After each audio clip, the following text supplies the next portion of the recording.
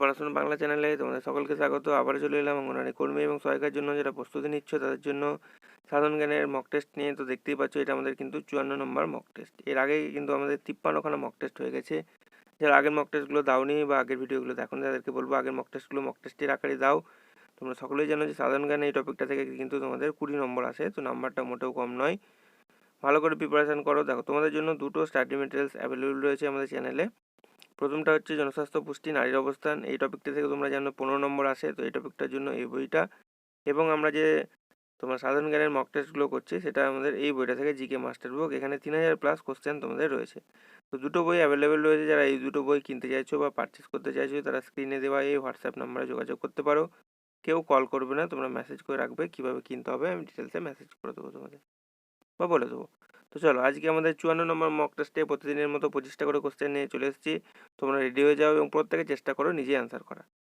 এবং ভিডিও শেষে দেখো তোমার কত স্কোর হচ্ছে, 25টার মধ্যে কতগুলো সঠিক করতে পারছো, অবশ্যই কমেন্ট সেকশানে সেটা জানো। তো প্রথম কোশ্চেন আজকে আমাদের 54 নম্বর মক টেস্টে দেখো কী রয়েছে। পূর্ণাঙ্গ ব্যক্তির ফুসফুসের বায়ু ধারণ ক্ষমতা কত? 3 লিটার, 5 লিটার, 6 লিটার নাকি 8 লিটার? তো সঠিক উত্তর কী হবে বলো দেখি, কে পারে? পূর্ণাঙ্গ ব্যক্তির ফুসফুসের বায়ু ধারণ ক্ষমতা কত? তো সঠিক উত্তর হয়ে যাবে 6 লিটার। অপশান সি হয়ে যাবে সঠিক উত্তর। নেক্সট দেখো পরবর্তী প্রশ্ন, ভারতের কেন্দ্রশাসিত রাজ্যগুলির মধ্যে কার আয়তন ক্ষুদ্রতম? পুদুচেরি, দমন ও দিউ, লাক্ষাদ্বীপ নাকি চণ্ডীগড়? তো সঠিক উত্তর হয়ে যাবে আমাদের অপশান সি, লাক্ষাদ্বীপ। নেক্সট পরবর্তী প্রশ্ন, ভারতের সঙ্গে কোন দেশটির আন্তর্জাতিক সীমানা দীর্ঘতম, মানে সব থেকে বড় সীমানা রয়েছে কোন দেশে? বাংলাদেশ, চীন, ভুটান নাকি পাকিস্তান? তো সঠিক উত্তর হয়ে যাবে ভারতের সাথে বাংলাদেশের সর্বাধিক সীমানা রয়েছে, অপশান এ হয়ে যাবে সঠিক উত্তর। নেক্সট প্রশ্ন, আন্দামান ও নিকোবর দ্বীপপুঞ্জকে পৃথক করেছে কোনটি? বলো, 10 degree channel, 11 degree channel, Andaman সাগর নাকি বঙ্গোপসাগর? তো সঠিক উত্তর হয়ে যাবে 10 ডিগ্রি চ্যানেল যেটা রয়েছে সেটা আন্দামান ও নিকোবর দ্বীপপুঞ্জকে পৃথক করেছে বা আলাদা করে রেখেছে। ইম্পর্টেন্ট, পরীক্ষার জন্য মনে রাখবে।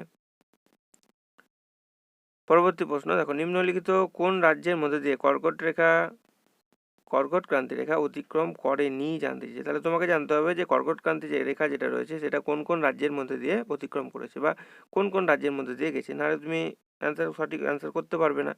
তো দেখো অপশানগুলো দেখে নাও, মিজোরাম, ত্রিপুরা, উড়িষ্যা নাকি মধ্যপ্রদেশ? তো সঠিক উত্তর হয়ে যাবে এটা উড়িষ্যা। উড়িষ্যা রাজ্যের মধ্যে দিয়ে কর্কট ক্রান্তি রেখা যায়নি। তাহলে কোন কোন রাজ্যের মধ্যে দিয়ে গেছে সেটা আমরা পড়ে নেবো। দেখো এটা একদম কিন্তু মুখস্থ করে নেবে যে কর্কট ক্রান্তি রেখা ভারতের, দেখো রাজস্থান, গুজরাট, মধ্যপ্রদেশ, ছত্তিশগড়, ঝাড়খণ্ড, পশ্চিমবঙ্গ, ত্রিপুরা এবং মিজোরাম নামক 8টি রাজ্যের মধ্যে দিয়ে যায়। তাহলে এই 8টি রাজ্যের নাম কিন্তু তোমাকে মুখস্থ করে রাখতে হবে। তাহলে বুঝতেই পারছো, তাহলে কর্কট ক্রান্তি রেখা রিলেটেড যদি কোশ্চেন এসে থাকে তোমরা পেরে যাবে। তোমাকে হয়তো এখানের মধ্যে এমন একটা দিয়ে দিল রাজ্য যেটা এখানের মধ্যে নেই, যেমন দেখো উড়িষ্যা এখানের মধ্যে নেই, অপশানসে ছিল।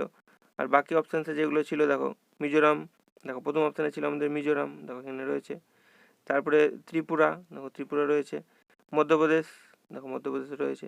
তাহলে আমাদের উড়িষ্যা রাজ্যের মধ্যে দিয়ে কর্কট ক্রান্তি রেখা অতিক্রম করেনি বা যায়নি। তাহলে তোমাকে কিন্তু 8টা রাজ্যের নাম মুখস্থ করে নিতে হবে, ঠিক আছে? একদম মুখস্থ করে নেবে। চলো পরবর্তী প্রশ্ন চলে আসছি আমরা। দেখো ধর্মসূত্রের দুটো ভাগ কী কী? সূক্ত ও উপনিষদ, দর্শন ও উপনিষদ, মন্ত্র ও ধর্ম, বেদাঙ্গ ও দর্শন। সঠিক উত্তর কী হবে? সঠিক উত্তর হয়ে যাবে বেদাঙ্গ ও দর্শন হচ্ছে ধর্মসূত্রের দুটো ভাগ। অপশান ডি হয়ে যাবে সঠিক উত্তর। নেক্সট, ইলোরা গুহা কোন রাজ্যে অবস্থিত? বলো, মধ্যপ্রদেশ, তামিলনাড়ু, মহারাষ্ট্র নাকি উত্তরপ্রদেশ? তো সঠিক উত্তর হয়ে যাবে ইলোরা গুহা হচ্ছে মহারাষ্ট্রে অবস্থিত। অপশান সি হয়ে যাবে সঠিক উত্তর। নেক্সট পরবর্তী প্রশ্ন, সিন্ধু সভ্যতার প্রাচীন বন্দর কোনটা ছিল?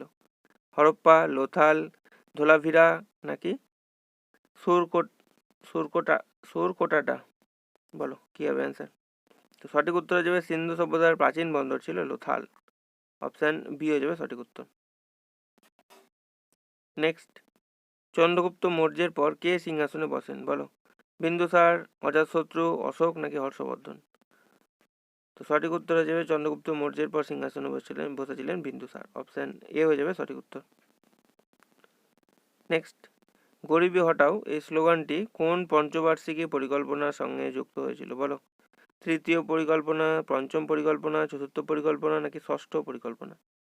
তো এটা হয়েছিল পঞ্চম পরিকল্পনার সময়। অপশন বি হয়ে যাবে সঠিক উত্তর। নেক্সট, সিন্ধু সভ্যতা কি বলা হয়? সিন্ধু সভ্যতাকে শহরভিত্তিক সভ্যতা, গ্রামভিত্তিক সভ্যতা, প্রস্তরযুগীয় সভ্যতা নাকি লৌহযুগীয় সভ্যতা? তো সিন্ধু সভ্যতা হচ্ছে একটা শহরভিত্তিক সভ্যতা। অপশন এ হয়ে যাবে সঠিক উত্তর। নেক্সট, হাতিগুম্ফা লিপি কার সময়ের? কলিঙ্গরাজ খারবেলের, দ্বিতীয় চালুক্যরাজ দ্বিতীয় পুলকেশীর সময়ের, রাষ্ট্রকূট ধ্রুবয়ের সময়ের নাকি সাতবাহন রাজ সাতকর্মীর সময়ের? বলো অ্যান্সার কি হবে? তো হাতিগুম্ফা লিপি এটা এটা কোন সময়ের? এটা কলিঙ্গরাজ খারবেলের সময়ের। অপশন এ হয়ে যাবে সঠিক উত্তর। নেক্সট, হুমায়ুন নামা কার রচনা? বলো হুমায়ুন নামা এটা কার রচনা? হুমায়ুন, নিজামুদ্দিন আহমদ বক্সি, গুলবদন বেগম নাকি অপশানগুলোর মধ্যে কেউই না? তো হুমায়ুন নামা এটা হচ্ছে গুলবদন বেগমের রচনা। অপশান সি হয়ে যাবে সঠিক উত্তর। নেক্সট, ভূমিকম্পের পরিমাণ মানে কতটা ভূমিকম্প হলো সেটা পরিমাপ করা হয় কোন যন্ত্রে? Richard scale, Stevens scale, seismograph নাকি রিক্টার স্কেল? দেখো বলো কি হবে অ্যান্সার? সঠিক উত্তর হয়ে যাবে ভূমিকম্পের পরিমাপ মানে কতটা ভূমিকম্প হলো সেটা মাপা হয় কিসের সাহায্যে? সিসমোগ্রাফ যন্ত্রের সাহায্যে। ঠিক আছে। আচ্ছা, আর রিক্টার স্কেলের সাহায্যে কি হয়? ভূমিকম্পের তীব্রতা কতটা সেটা মাপা হয় রিক্টার স্কেলে। তাহলে গুলিয়ে ফেলবে না। ভূমিকম্পের পরিমাপ মানে কতটা ভূমিকম্প হলো সেটা পরিমাপ করা যায় কিসের সাহায্যে? সিসমোগ্রাফ যন্ত্রের সাহায্যে। আর যদি বলে ভূমিকম্পের তীব্রতা মাপা হয় কিসের সাহায্যে? তখন সেটা অ্যান্সার হয়ে যাবে রিক্টার স্কেলের সাহায্যে। ঠিক আছে, দুটোই মনে রাখবে, ইম্পর্টেন্ট। পরবর্তী প্রশ্ন দেখো, ভারতের পঞ্চায়েতি রাজ ব্যবস্থা কত প্রকারের? এটা কিন্তু একটা ইম্পর্টেন্ট কোশ্চেন। ত্রিস্তর, এক স্তর, দ্বিস্তর নাকি চার স্তর? তো এটা মনে রাখবে, এটা হচ্ছে ত্রিস্তর পঞ্চায়েত ব্যবস্থা। কি কি পঞ্চায়েত ব্যবস্থা? গ্রাম পঞ্চায়েত হচ্ছে প্রথম স্তরে, সর্বনিম্ন স্তরে রয়েছে গ্রাম পঞ্চায়েত, তারপরে রয়েছে পঞ্চায়েত সমিতি এবং তার উপরে রয়েছে জেলা পরিষদ। ঠিক আছে, দেখো আমি এখানেও বলে দিচ্ছি যে ত্রিস্তরের পঞ্চায়েত রাজ ব্যবস্থা সব থেকে নিচের স্তরে রয়েছে গ্রাম পঞ্চায়েত, তারপরে উপর স্তরে রয়েছে পঞ্চায়েত সমিতি এবং তার উপরে রয়েছে জেলা পরিষদ। তাহলে এটা একটু মনে রাখবে। অনেক সময় এখান থেকে এরকম প্রশ্ন চলে আসে যে তোমার ত্রিস্তর পঞ্চায়েত ব্যবস্থার সর্বনিম্ন স্তর কোনটি? তখন হয়ে যাবে গ্রাম পঞ্চায়েত। সর্বোচ্চটাও পড়ে যে সর্বোচ্চ ব্যবস্থা কোনটি, মানে গ্রাম পঞ্চায়েতি রাজ ব্যবস্থার সর্বোচ্চ পদ কোনটি বা সর্বোচ্চ এই কোনটা? তখন জেলা পরিষদ হয়ে যাবে অ্যান্সার। চলো পরবর্তী প্রশ্ন, অশোকের শিলালিপি কোন ভাষায় লিখিত? এটা দেবনাগরী, ব্রাহ্মী ও খরষ্টি, সংস্কৃত নাকি পালি? সঠিক উত্তর হয়ে যাবে ব্রাহ্মী ও খরষ্টি ভাষায় এটা লিখিত। অপশন বি হয়ে যাবে সঠিক উত্তর।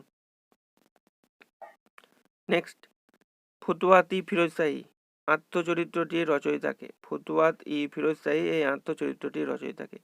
মোহাম্মদ বিন তুগলক, ফিরোজ শাহ তুগলক, গিয়াসউদ্দিন বলবন নাকি শাহজাহান? সঠিক উত্তর হয়ে যাবে এটা ফিরোজ শাহ তুগলক। অপশন বি হয়ে যাবে এটা সঠিক উত্তর। নেক্সট, ডায়নামোতে কোন শক্তিতে রূপান্তরিত হয়? বিজ্ঞানের কোশ্চেন, বলো। যান্ত্রিক শক্তি তড়িৎ শক্তিতে, তড়িৎ শক্তি যান্ত্রিক শক্তিতে, তড়িৎ শক্তি আলোক শক্তিতে নাকি অপশনগুলোর মধ্যে কোনোটাই নয়? তো ডায়নামোতে যেটা করা হয় সেটা যান্ত্রিক শক্তি তড়িৎ শক্তিতে রূপান্তরিত করা হয়। অপশন এ হয়ে যাবে সঠিক উত্তর।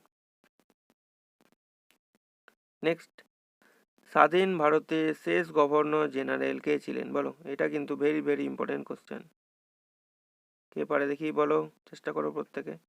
স্বাধীন ভারতের শেষ গভর্নর জেনারেল কে ছিলেন? Jawaharlal Nehru, lord Mountbatten, C Rajagopalachari মানে চক্রবর্তী রাজা গোপালাচারী নাকি লর্ড ওয়াভেল?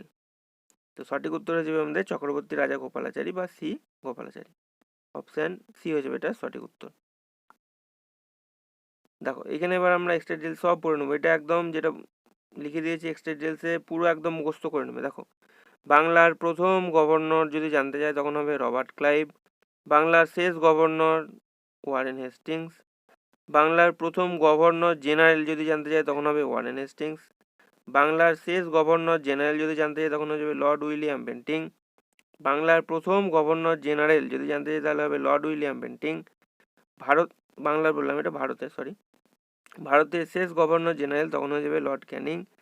ভারতের প্রথম ভাইসরয় যদি বলে তখন হবে লর্ড ক্যানিং। ভারতের শেষ ভাইসরয় লর্ড মাউন্ট ব্যাটেন। স্বাধীন ভারতের প্রথম গভর্নর জেনারেল হচ্ছেন লর্ড মাউন্ট ব্যাটেন। এবার চলে আসছি স্বাধীন ভারতের প্রথম ভারতীয় গভর্নর জেনারেল যদি জানতে চাই, দেখো এটা কিন্তু গুলিয়ে ফেলো না যে স্বাধীন ভারতের প্রথম গভর্নর জেনারেল বলে লর্ড মাউন্ট ব্যাটেন, আর স্বাধীন ভারতের প্রথম ভারতীয় গভর্নর জেনারেল যদি বলে তখন হয়ে যাবে চক্রবর্তী রাজা গোপালাচারী বা সি গোপালাচারী, অনেক জায়গায় তোমরা থাকবে অপশানে, ঠিক আছে, এটা হবে। আর যদি বলে স্বাধীন ভারতের শেষ ভারতীয় গভর্নর জেনারেল তখন হয়ে যাবে চক্রবর্তী রাজা গোপালাচারী বা সি গোপালাচারী, ঠিক আছে।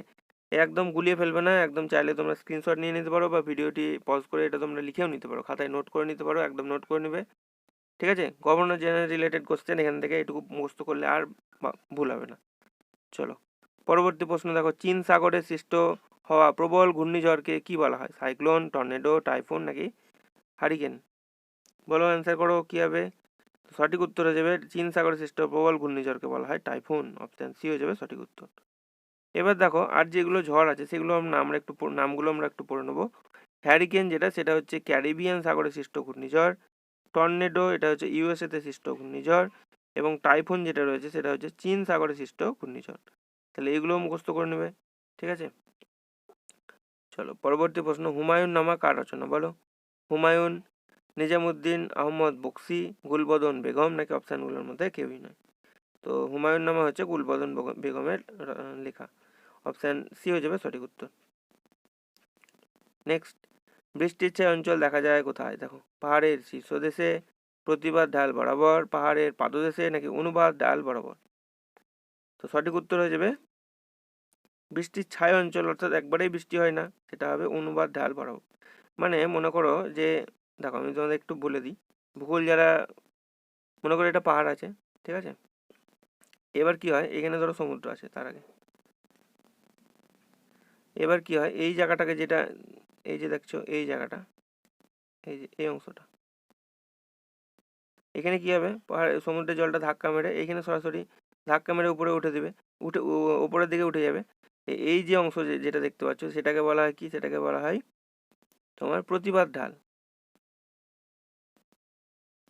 ঠিক আছে। প্রতিবাদ ঢাল এই অংশটাকে বলা হয় প্রতিবাদ ঢাল, এখানে প্রচুর সমুদ্রের জলটা ধাক্কা লেগে উপরে উঠে যায় এবং এখানে এই অংশে প্রচুর বৃষ্টিপাত ঘটায় এই অংশে, ঠিক আছে। এবং কি হয় এই দিকে যে অংশটা দেখছো এই অংশটাকে বলা হয় অনুবাদ ঢাল, ঠিক আছে। অনুবাদ ঢালে কি হয়, একদম বৃষ্টি হয় না। দেখো এখানে সমুদ্র জলটা ধাক্কা লেগে বেশিরভাগই উপরের দিকে উঠে যায়, দিয়ে এই অংশটাতে কিন্তু বৃষ্টিপাতটা ঘটায়, এবং এই অংশ যেটা রয়েছে সেখানে কিন্তু ততটা বাঁধা পেয়ে, দেখো এইখানে যেহেতু পাহাড় থাকার জন্য কি হয়, ধাক্কা লেগে জলটা বেশিরভাগ উপরের দিকে উঠে যায় এবং এই অংশে সেই জন্য বৃষ্টিপাত কম হয়, খুবই কম হয়। এবং এই অংশটাকে বলা হয় তোমার প্রতিবাদ ঢাল এবং এই অংশটাকে বলা হয় অনুবাদ ঢাল, এখানে বৃষ্টি একদমই কম হয়। যারা ভূগোল নিয়ে পড়াশোনা করেছো বা ভূগোল যাদের সাবজেক্টে ছিল, তোমার মাধ্যমিক স্ট্যান্ডার্ডের কোশ্চেন, মাধ্যমিকে অনুবাদ ঢাল প্রতিবাদ ঢাল যদি পড়ে থাকো তাহলে বুঝতে পারবে। চলো পরবর্তী কোশ্চেনে আমরা চলে আসছি, কেঁচো লাল কেঁচো রক্ত লাল রং হওয়ার কারণ কি? হিমোগ্লোবিন, হিমোসায়ানিন, হিমো হিমোটায়ালিন, আচ্ছা ও কার্ডটা দুবার হয়ে গেছে চলে এসছে, হিমোটায়ালিন নাকি অপশানগুলোর মধ্যে কোনোটাই নয়, কী হবে বলো? তো কেঁচো রক্ত লাল হওয়ার কারণ হচ্ছে হিমোগ্লোবিন, হিমোগ্লোবিনের জন্য রক্তের রং লাল হয়, অপশান এ হয়ে যাবে সঠিক উত্তর। নেক্সট, মরুভূমির মরীচিকা সৃষ্টির কারণ বলো কী হবে? বিজ্ঞানের কোশ্চেন, প্রতিফলন, ব্যতিচার, আভ্যন্তরীণ পূর্ণ প্রতিফলন নাকি বিক্ষেপ? তো আমরা এটা সকলেই জানি যে মরুভূমিতে যে মরীচিকা সৃষ্টি হয় সেটার কারণ হচ্ছে অভ্যন্তরীণ পূর্ণ প্রতিফলন, অপশান সি হয়ে যাবে এটা সঠিক উত্তর। দেখে মনে হবে যে অনেক দূরে হয়তো জল আছে কোথাও, দেখে মনে হবে যে এখানে হয়তো জল বা পুকুর দেখতে পাচ্ছ, কিন্তু যখন তুমি এখানে পৌঁছে যাবে সেখানে দেখবে জল বা পুকুর কিছুই নেই, ঠিক আছে। পরবর্তী প্রশ্ন দেখো, সিসার আকরিক নিচের কোনটি? গ্যালেনা, বক্সাইট, ডলোমাইট নাকি ক্যামা? তো সঠিক উত্তর হয়ে যাবে গ্যালেনা হচ্ছে সিসার একটা আকরিকের নাম, অপশান এ হয়ে যাবে সঠিক উত্তর। আচ্ছা এবার দেখো আমরা যদি একটু তোমার আকরিকের নামগুলো পড়ে নিই। বক্সাইটের আকরিকের নাম হচ্ছে অ্যালুমিনিয়াম, বক্সাইট হচ্ছে অ্যালুমিনিয়ামের আকরিকের নাম হচ্ছে বক্সাইট, ঠিক আছে। আচ্ছা ডলোমাইট এটা হচ্ছে তোমার ম্যাগনেসিয়ামের আকরিক, ক্যালামাইন এটা হচ্ছে দস্তার আকরিক, এবং চুনাপাথর, জিপসাম, ডলোমাইট তাহলে ক্যালসিয়ামের আকরিক। তাহলে দেখো ডলোমাইট যেটা রয়েছে এটা কিন্তু ম্যাগনেসিয়ামের আকরিক এবং ক্যালসিয়ামের আকরিক, ঠিক আছে। দুজনেরই দুটো দুটোরই তোমার আকরিকের নাম হবে, ঠিক আছে,